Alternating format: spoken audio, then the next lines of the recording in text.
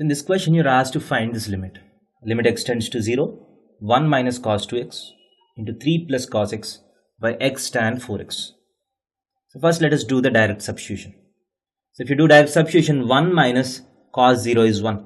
So this is becoming 0. And 3 plus 1, this is becoming 4. This is 0. Tan 0 is 0. So you have 0 by 0, 4.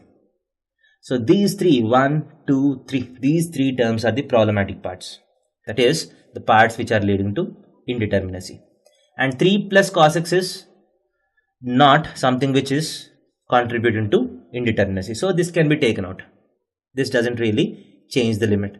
So 3 plus cos x is 4. So this 4 can be taken out. 4 times limit extends to 0.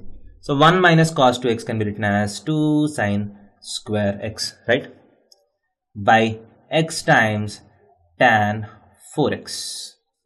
So you have sine square x by x square becomes equal to 1, because for 1 sin x you need 1x for the limit to be equal to 1, because you know that limit extends to 0, sin x by x is equal to 1. And tan x by x is equal to 1. So tan 4x by 4x into 4x. Now I have x and then x. I have two x's in the denominator and I have a sine square x. So these terms will combinedly become equal to 1, and tan 4x by 4x also becomes equal to 1. So 2 times, things get cancelled, 1 by 2 times. So the answer is 4 times 1 by 2 is equal to 2.